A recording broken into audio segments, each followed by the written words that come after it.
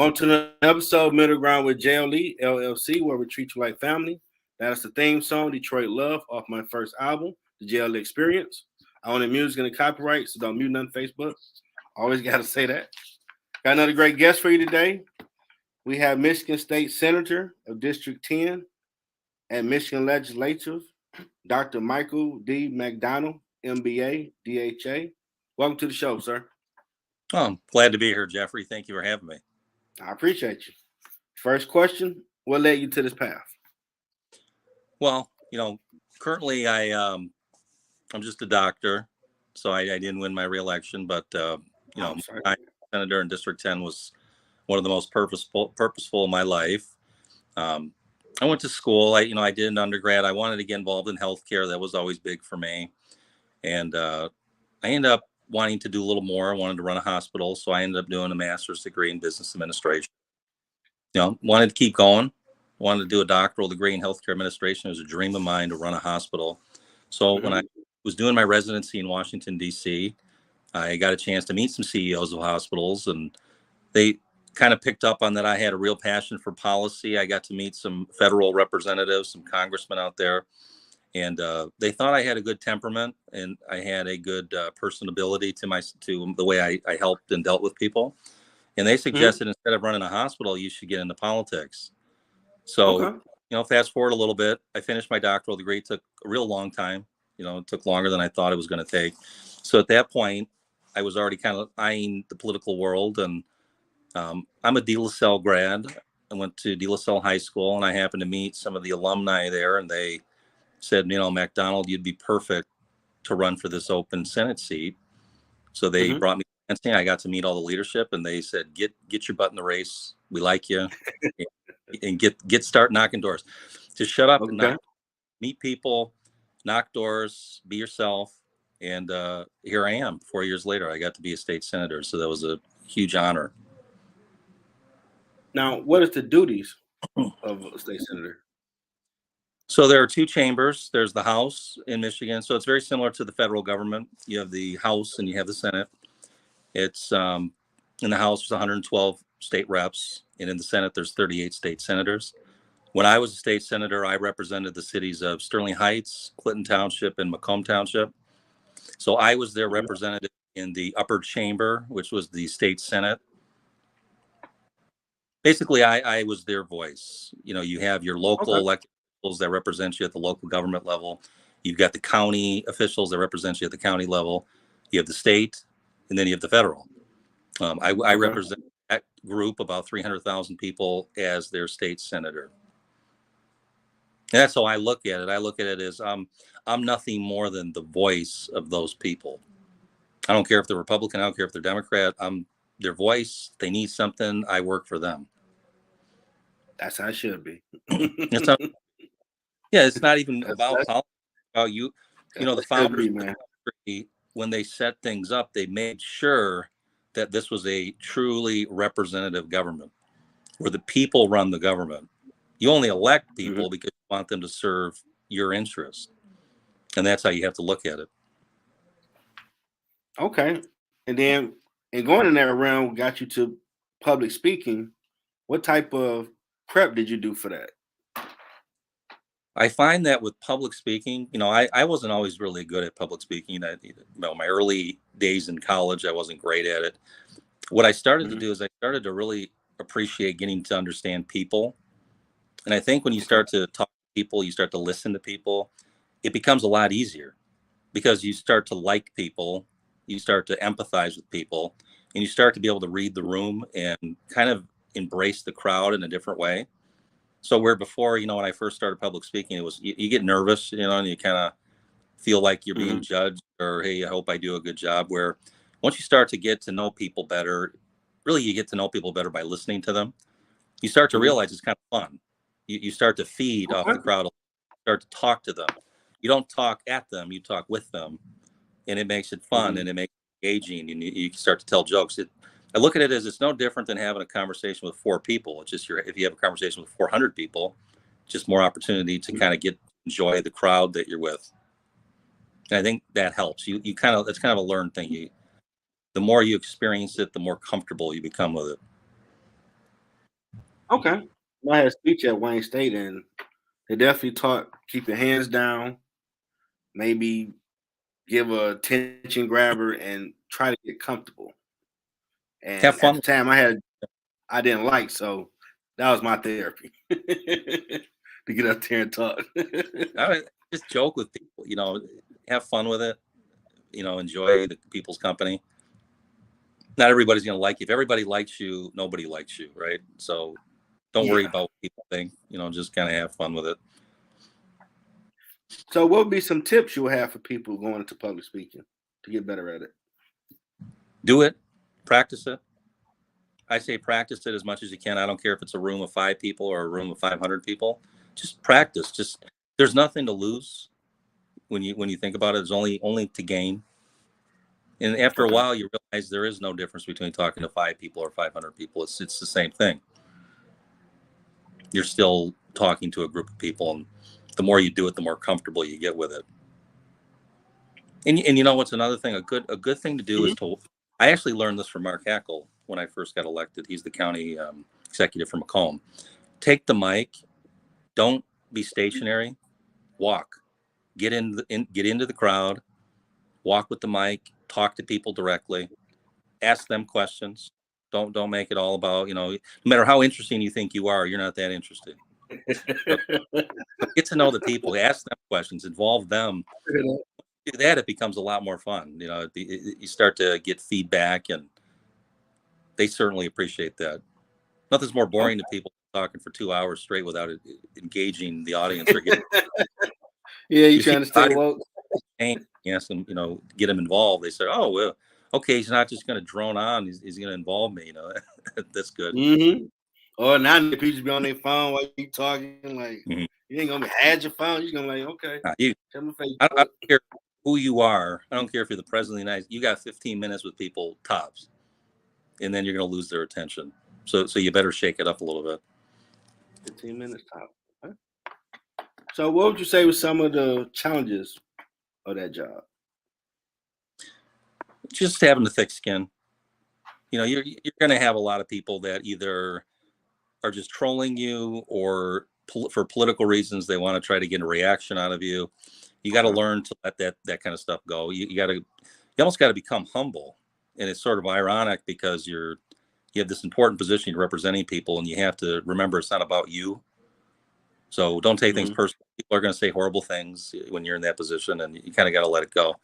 I remember there was a congressman I was friends with at the time before he passed away, Congressman Mitchell.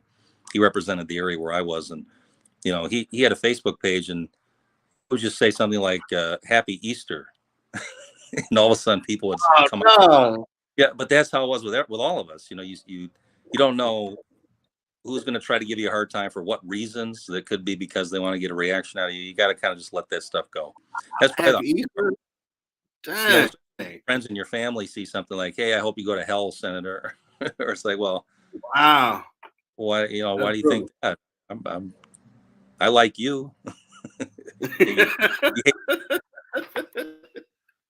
Yeah, that's jacked up. Dang. Happy Easter. Well, it's being a public figure. It's no different than being any public figure, whoever you are, an actor. People are gonna be people.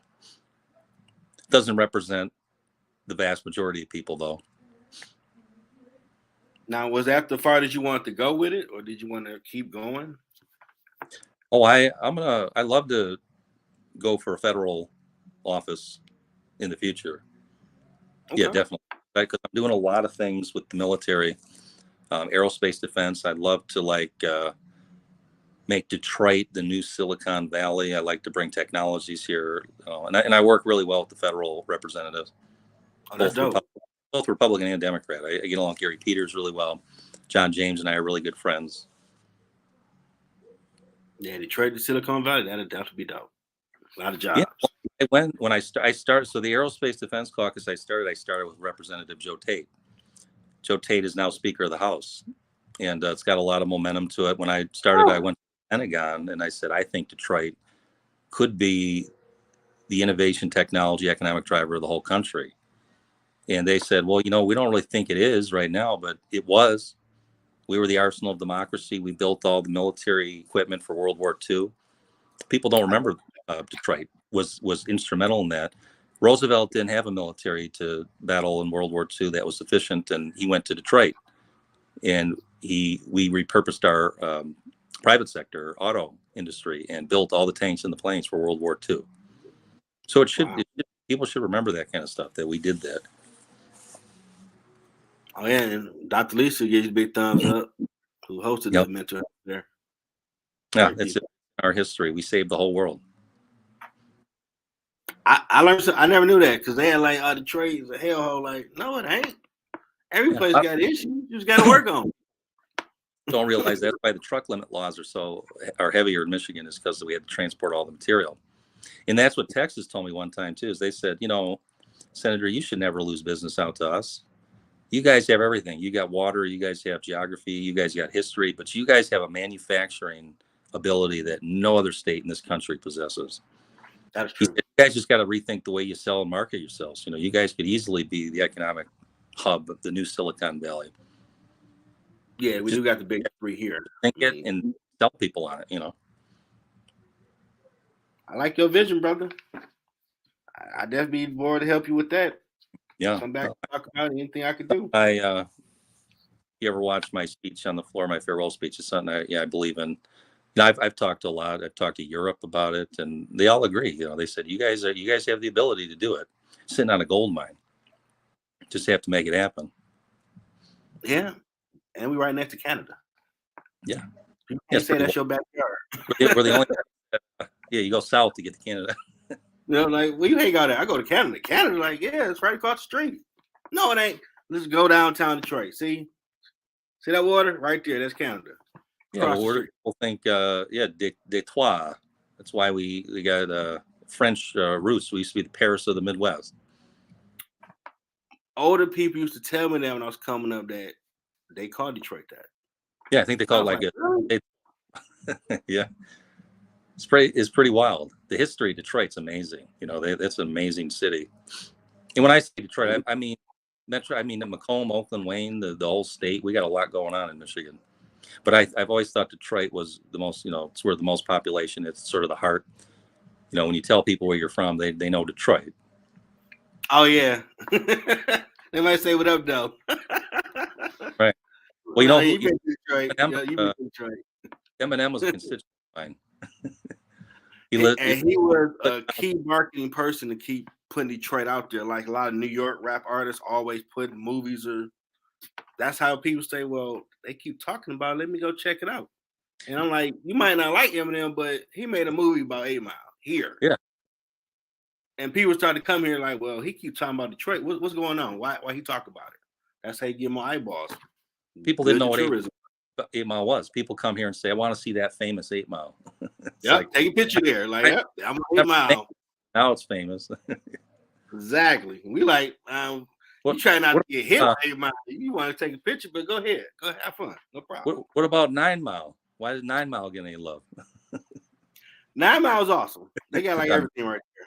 Yeah. That's one thing I noticed about Detroit, and seem to be getting that compared to the suburban areas. You could be walking and go to everything. Now, like downtown, like, wow, they got everything downtown now. I remember this when I was a kid hanging out at L.L.C. You got skating, you got everything. And Thriving Cities Post had it, which is awesome. I'll tell you, out of the Midwest big cities, Detroit, I think, has an edge. I mean, Detroit really is amazing. The skyline, everything about it is really cool. Fireworks is real dope off the water. It's not as windy as Chicago. Oh, man. Chicago costs too much. I mean, I've been there. Well, Chicago's too but, man, it costs over there. Our cost of living is real cool in Metro Detroit. That was what somebody told me from the West Coast, is they said they found out we were doing satellite launches in space here. And they said, I didn't know you guys were doing that in Michigan. Wow, I didn't know that either. I grew up here, and the cost of living is great in Michigan, and it just sucks in Seattle. And if I knew you guys were in space, I'd want to move back here in a minute. And I said, yeah, that's the kind of stuff we're looking to do. Oh, that's dope. I didn't know. See, well, you like dropping gems. I didn't know we doing all that. Not a lot of people talk about it. We should know that. We have the satellites. What? That's amazing. You know, politicians spend too much time fighting about nothing, and they're not talking about the cool stuff going on. Yeah, this space is cool. I mean, I want to know about aliens, but that's declassified, or now they try to declassify a lot of stuff now. Yeah, I think here on the news they had like a ball of a glowing ball that people taking a picture of. Like, well, if that is something, just be cool, dog. Be cool. We don't want no problems. I promise you, if there are aliens, Detroit will lead the way. we'll lead the way on handling relations with aliens. Oh yeah, we say what up to you. All right, you good? Hey, you got the ribs? Let's party. Let's kick it. They'll come here. Like we're here because we saw 8 Mile. That'd be priceless. You saw that way out of space, man. Okay. They want to see what it's all about. That'd be dope.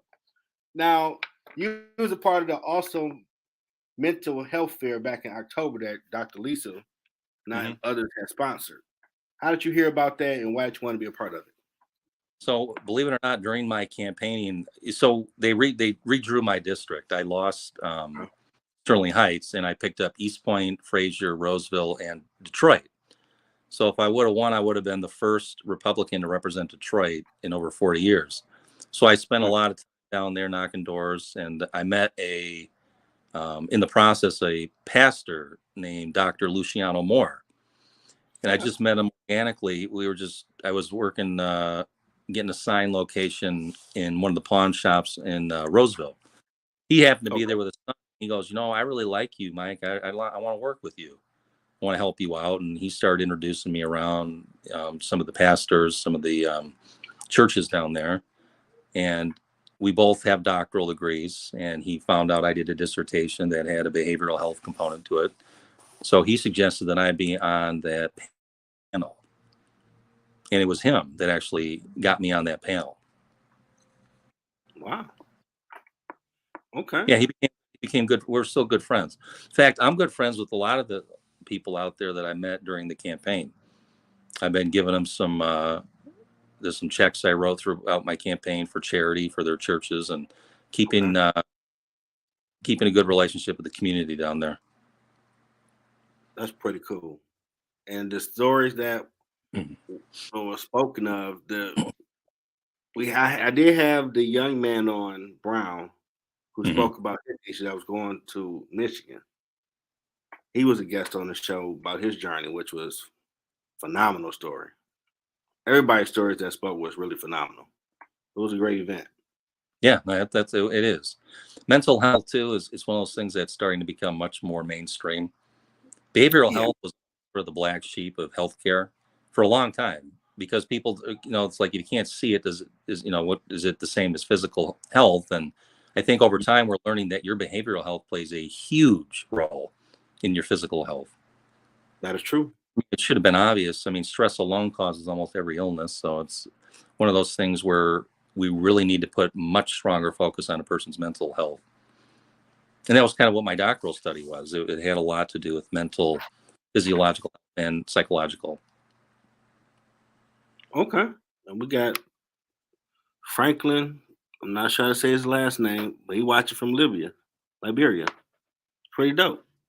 No, you're international. You got everybody. I'm trying, man. We're gonna get this thing worldwide. Help the people do God's work, man. Make a little money on the side so I can be a little comfortable. I can help people my nonprofit stuff I want to do. Money's energy. People out here. God wants you to have energy to do what you do. Yeah, because this wasn't my plan, bro. I know I watch sports debate enough, so I figured I can talk about stuff. Then I started meeting my first guest, Chris Mattoon, who's Detroit author, awesome dude. I ain't think about interviewing nobody. This is out my wheelhouse. I mean, I gotta reach out to people. I don't know about that, man. So you gotta be way out in deep water of the ocean doing stuff that never would have thought, which is it's pretty cool because people are getting help. What I learned is no matter who, you got to get out of your comfort zone. If you ever want to do good things in life, you got to get uncomfortable. I was taught that when one of the first places I worked, he said this one of my mentors there said, "Don't ever be afraid. Embrace discomfort," is what he told me. That's some great advice. Because you will do stuff you never thought you would do. Yeah. And in 2 years, I'm in season 9, and I'm like really humbled because everybody's story is phenomenal how they got to where they are. And I will at some point hear that people watch this. I got into politics because I heard his story. So I got an idea of what I'm getting into. Okay. Let me do the work, research, and get after it. That's the whole point. Give a snapshot of whatever that career field is. And I'm trying to cover everything, so I got a lot of work to do. And the thing about politics too is it's not during campaigns. It seems like it's more of a blood sport than it really is. You know, we all work together. We get along. It almost seems like certain entities revel in thinking that we're fighting, and it's divide and conquer kind of, and it's really not like that, you know. And for those who do it, you know, they're much easier when you meet them actually in person to get along with than what they would lead you to believe with commercials that they do and things like that. So it's not nearly the battle royal that people think it is. Okay. It's certainly portrayed. I mean, at least for people that want to get things done. And my motto is always get SHIT done. I don't care if you don't like me. I don't care if I'm going to work with whoever I need to work with to bring back what I need to bring back for my constituents. That's the point. That's why you're there. You represent. I don't care if it's the person who calls you up every day and calls you a piece of garbage. You still work for that. You're right. Person, hey, all right, you don't like me, but hey, what do you need? You're right. What do you need? My time, just tell me. Let me get on the plate. You're right. I work for you. I'm your voice here in Lansing. If you want to spend all your time saying derogatory things, that's fine. But I can do a lot of good to help you. That's true. Now, this is the part of the show to market, promote whatever you have going on. Floor's yours. So I doing some consulting right now, working with a lot of the aerospace defense stuff. The caucus that I created with Joe Tate is thriving now. We've got new senators who are going to take the baton and run with it. Got a senator up north, John DeMoose, who's going to run it on the Republican side. And I've got Senator Kevin Hertel, who's a Democrat here in Macomb. He's going to run it on the Democrat side. They're going to work with Joe. And Lieutenant Governor Gilchrist has always been a big supporter of the caucus that we started. Because I think everybody sees good things. Anything we can do to attract jobs, keep population here. And yes, I mean, that's the key. We're losing population in Michigan more and more. Talked to my niece today. We went to there was an astronaut here in Michigan actually for a school program in Lenawee. Okay. And I said, your classmates in high school are planning to stay in Michigan. And she said, nobody. They want to leave. They don't want to stay here. Wow. So I think anything we can do to market Michigan is the place to be. The cool jobs, the high income jobs, the cost of living is great. Detroit. I mean, we really need to promote Detroit as the place to be. It could be the new Silicon Valley. I always hear a lot of these tech people, these billionaires like Mark Cuban and Elon Musk, they say, well, we don't want to work in California. We don't like the government there, so we want to go to Florida. We want to go to Texas. My goal is to have them say, if we don't want to work in California, to move to Michigan and want to go here to work and live. Look what we got. We got the coastline. We got more coastline than any other state in this country. I mean, we have so many advantages. I just want to make sure that we take advantage of them. I agree. Yeah, we do. And I mean, you can walk to all the sporting events. You can't say that in other state. Just the Lions just got to win. They just got to pull it off. They did have a good season. I got to give them credit. They did. They're 9-10, 9-8. They can build on it and make some noise next year. I'm saying it live. I believe they're on the right track. I want to say that live before. It's the Lions. We've had the Red Wings win. We've had the Tigers win. We've had the Pistons. The Lions win. It's a game changer for everybody. I'm telling you right now, Mike, I ain't coming downtown. No. Lions win Super Bowl. I watch on TV because they're going to nut up. They've been starving to say, we the champs. We told you we could do it. Y'all have fun. I There go are to the people like parade. my dad, who was born in the 40s, that Mhm. he remembers when they had like Alex Karras and they Yeah, they was a dog in the 50s winning before NFL the title. era, they were great, you know. And Mhm. When they coming back. well, another playoff win, you're going to see a parade in the streets. Winning the Super Bowl, you might as well. They're gonna they are the aliens are gonna come down for that one. I told you, man, I ain't coming downtown. We the Yeah, you're NFL gonna champs. I ain't bit of coming. Mm-mm. this universe is gonna come down for that parade. Ain't nobody going to work because the bar's still going to be open at 8 o'clock. Like, man, we still drinking. We the champs. We Yeah, did it. Like, hey, don't drive. Get an Uber. you're gonna But see you're a right. We guy. champs. He's gonna say, "We did it." And you're gonna say, "Hey, that was 10 years ago." He's like, "Yeah, that Exactly. parade lasts a long time." Because I watched the game against Green Bay. Like, well, you ain't got nothing to play for. But they dominated. Like, wow. I'm Well, if not they had used to to play that. for, Lions. Okay. they wanted to shove it And they got in screwed. face, is what they wanted to do. Yeah, they definitely rubbed in their face and found out there was some screwy stuff with that Rams game in Seattle. So we should have been in there with them questionable calls. Again, with the refs, you know, even when we're not there, not playing, they'd always find a way. It's Detroit against everybody, man. It's a sad truth. It's Mhm. like with the Pistons, dog team when we the bad boys. They're just now admitting, well, you know, they were a dominant dynasty. Yeah, we beat everybody and Jordan. What are you talking about? Yeah, You can't skip over 89 and 90 like it didn't happen. they It said the happened. person that has Jordan's number more than any basketball player alive was Isaiah Thomas. Mhm. Isaiah it can point blank say head to head in their prime that he got the better of Jordan. And people You get say upset, Jordan's like, but best ever. it's But true. Thomas head to head had his Hey, number. 3-1. Yeah, And it's yeah, like you from Detroit, you know, it's like Jordan sweet, but he wasn't nobody to us. We were trying to beat Boston because we kept beating him. yeah. He wasn't no threat. You just hate Jordan. Like, if you live in Detroit, you watched the game and saw y'all are getting there, but not yet. Not yet. Yeah, sports are great in Detroit. It's just those Lions. We could get those Yeah. Lions over. We're good. Yes. But I got hope now. I believe we're going to get Mhm. it. So, what has been your biggest challenge on your journey?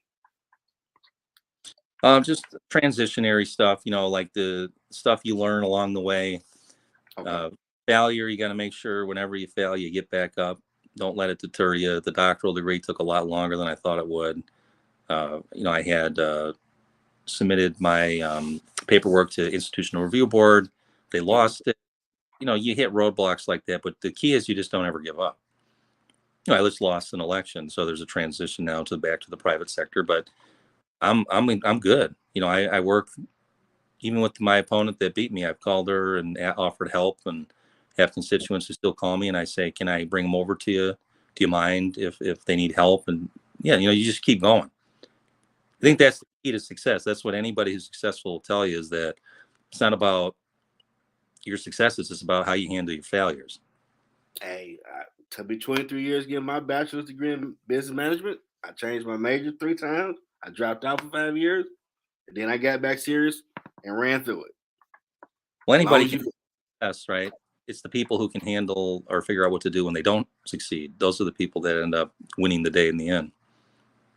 yeah, that is the thing, because that adversity is real. Mm-hmm. Dr. Lisa agrees. That's gonna let you know if you grown or you still a mouse, because adversity will slap you in the mouth. You're like, dang, All right. get this class over, I gotta redo this. But if your goal is to get to that end of that wall, that's what I gotta do. Shake it off, give the guy, and get back after it, and go Yeah, hard. that's going to hit adversity somewhere, some way. I don't care if you're a trillionaire, king, it don't matter. You're going to hit adversity somewhere, Mhm. somewhere. You're going to hit adversity. Absolutely. Now, what has been your impact on your journey, in your opinion? Well, I hope that, well, the big thing for me was more than anything meeting my family. You know, I have Okay. a wife, Laura, and I just had a baby named Evelyn. Congratulations. 2.5 years ago. She'll be 3 in May. So I think it's those kind of things that, growing up, having a family now, I think that I learned that are most important. Can't worry about what your legacy is or what people think of you. You just keep trying to help people where you can. Yeah. But your family is it's one of those things that being successful there means everything. Yeah, charity do start at home. Mm-hmm. You got bad relationships, you got to find a way to mend fences and forgive. Yeah, that's a big one too. Yeah, you don't want to hold on to things. It's very hard for people to kind of let things go. Because really, who does it really hold back? You. Mm-hmm. Holding like that holds you back. So. They ain't thinking about you no more. They living their life. You up here mad and bitter. Yeah. Put a 30-year place against someone who may not even know they screwed you over. That'd be the worst. Like, I didn't know I bumped you and you've been feeling that way for 10 years. I'm sorry. Yeah. I've been drinking Jack. I've been doing this. Like, I didn't know. I'm sorry. You're like, wow, they didn't even think about it. They didn't realize I created James Bond villain because I bumped into somebody one day accidentally. I didn't say you're my nemesis. Like, nemesis? Who is this person? You don't know me? Like, no. Like, dang. Then you got. What was it? What was it that made you so bent on world domination? It was that day you set my foot. Exactly. Boy, I really wish I should have said, I'm sorry. My bad. Exactly. You went through all that. You could have just let that go and have a happy life and do your thing. Having some fun. Well, you a lot going on. To be happy or not, right? If you're not happy, it's kind of because you're, it's something internal. Yeah. I mean, there's a lot going on in the world. We in a post-COVID world. People probably got PTSD from being isolated. Mm-hmm. But it gets better. Yeah, COVID was really way to do it. Keep moving. I mean, it spawned a lot of people become entrepreneurs. That's definitely for sure. So if God been saying for years, you're supposed to be a doctor. No, I'm getting this money as a lawyer or this. Well, sitting at home can't go nowhere. What you'll do the rest of your life? Go back to what you've been doing and you hate it, or do what you was created to do, or figure it out. Some people took the time and got degrees and started businesses. Other people just wasted their money. Oh man, choices. The choices you make, and some people are out of it and they're going to be better for it, and some people are not, and that's life. Yeah, you always gonna have a few do what they supposed to do. Son, I'm just gonna party, man. I think about this stuff later. Like, okay, later got a date. You ain't gonna like later. Because you could have took that, but you was balling out. Hope it was fun. I'm gonna do it one day. Yeah, one day. Just do it. Yep, tag keep moving, which is crazy. Yeah. All right. And last question: what advice do you have for someone trying to find their purpose? Well, a few things there. Obviously, find the thing that makes you happy. Find the thing that kind of gives you a sense that you're doing some good in the world. I think it's very difficult to help others find their purpose. For me personally, it's just about continuing to improve on what I'm doing. Always trying to learn something new, help someone new.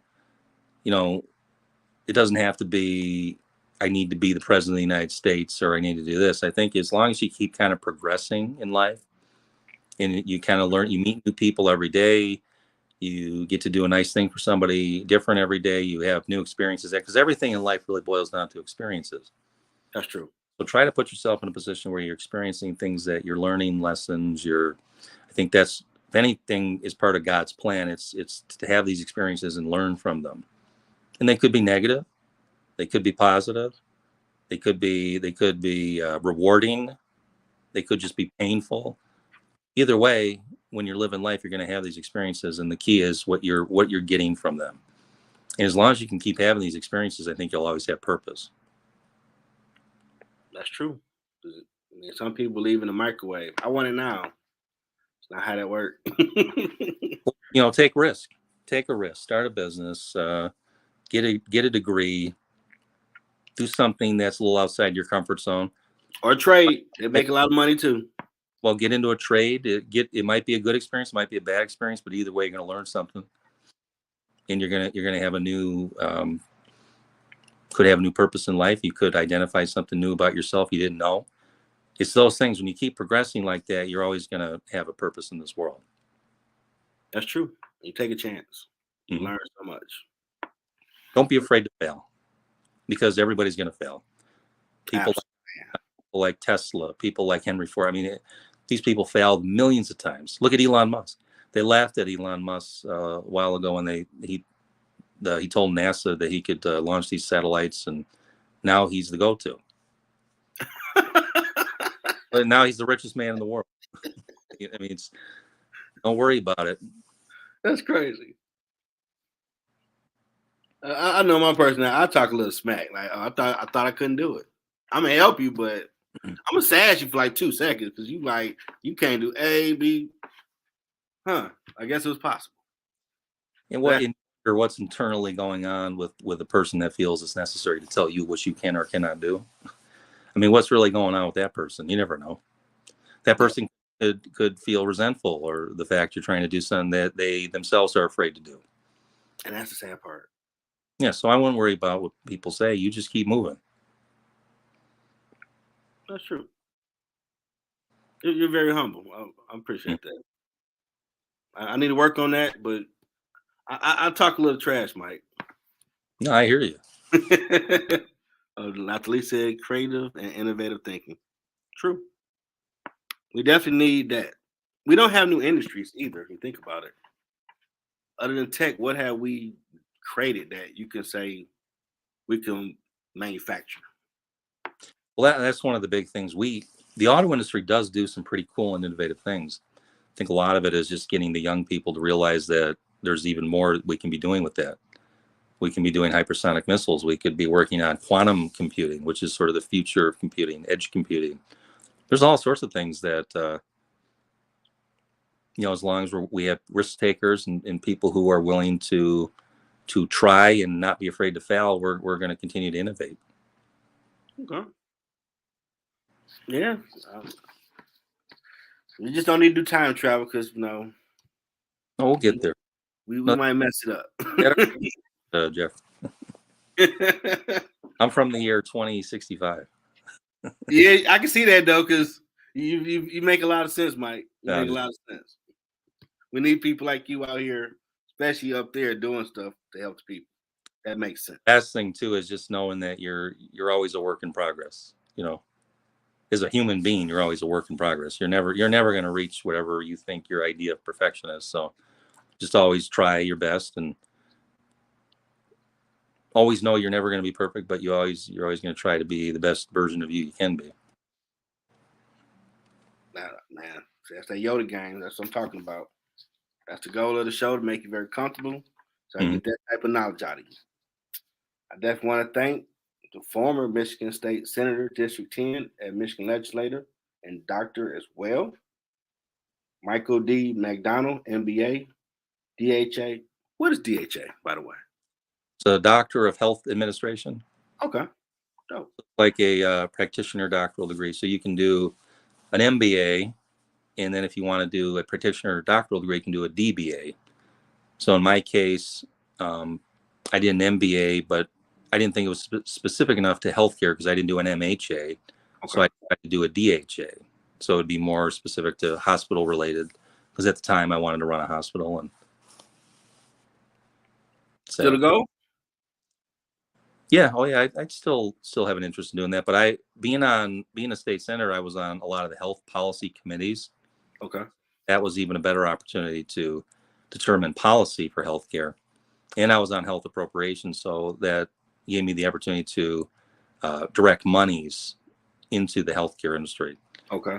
There in Macomb, which was a hospital in my district in Clinton Township, I was able to get them a couple $1 million for a back entrance, which would help their ambulances. Okay. So there's a lot there too, and hopefully I can get that opportunity again sometime in the future. Yeah, I mean, You make sense, brother. You always welcome back on the show. Want to partner? Let me know. I can be of service. Yeah, no, I appreciate you, Jeffrey. We'll talk offline, see what you got going on, and let's connect somewhere. Let's connect in some stuff in the future. Okay. I'm gonna play this amazing Emmy Award-winning outro. Hope everybody have a great weekend. Watch some football. I don't know who playing, but I guess it'll be a good game, hopefully. Next year will be the Lions. There you go. Next year will be the Lions. Until next time, everybody. Playoff win. 313 Detroit's love, the Motor City. Detroit's love, can't nothing stop me. Detroit's love, I love my city. Detroit's love, that 313. Detroit raised me. Detroit